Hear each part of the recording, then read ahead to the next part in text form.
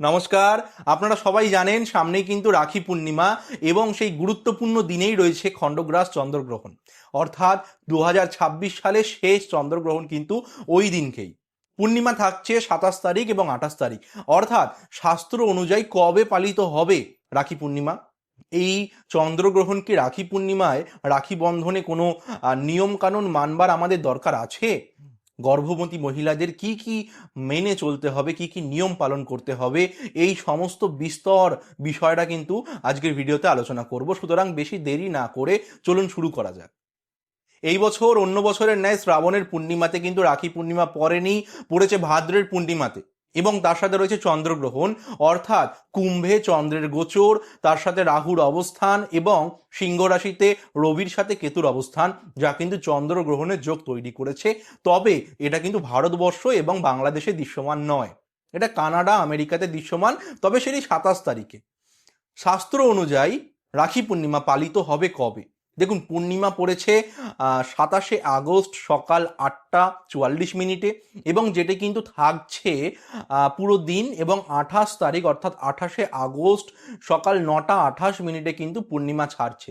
অর্থাৎ শাস্ত্র অনুযায়ী যেহেতু প্রভাতকাল অর্থাৎ সূর্যোদয় তিথি পূর্ণিমার মধ্যে কিন্তু 28 তারিখই পাচ্ছি আমরা, তো সুতরাং সেই ক্ষেত্রে রাখি পূর্ণিমা 28 তারিখে পালিত হবে।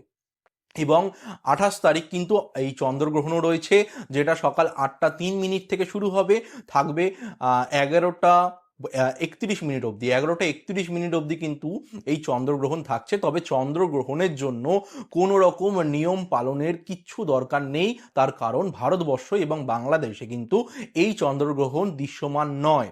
তবে হ্যাঁ, গর্ভবতী মহিলা যারা আছেন তাদের ক্ষেত্রে কিছু নিয়ম পালন অবশ্যই দরকার, যেটা শাস্ত্র বলছে যে গর্ভবতী মহিলা আপনারা পারলে এই সময় ছুঁচ বা কাইচি বা ছুরি অর্থাৎ ধারালো অস্ত্র পরিত্যাগ করুন। এইগুলো কিন্তু আপনারা ব্যবহার করবেন না। কোনো রকম সেলাই, কোনো রকম সবজি কাটা অথবা কাটিং, কোনো কাইচি দিয়ে কিছু কাটা, এই সমস্ত কিছু করবেন না।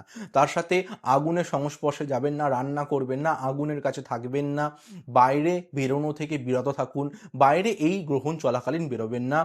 জল কোনো একটি পাত্রে আগে থেকে জলের মধ্যে তুলসী পাতা দিয়ে রাখবেন গ্রহণ শুরু হওয়ার আগে, এবং গ্রহণ চলাকালীন খুব তৃষ্ণা পেলে তখন ওই জলটি আপনি পান করতে পারবেন। তাছাড়া কোনো খাবার গ্রহণ তখন করবেন না।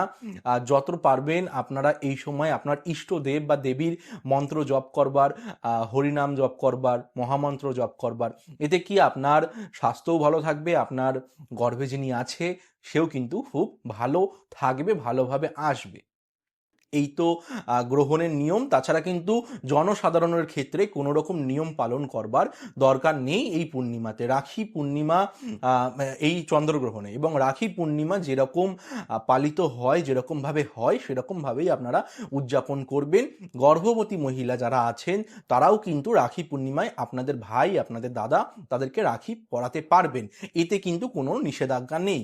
আপনারা সুস্থভাবে রাখি পূর্ণিমাকে উদযাপন করুন। সবাইকে জানাই অগ্রিম শুভ রাখি উৎসব।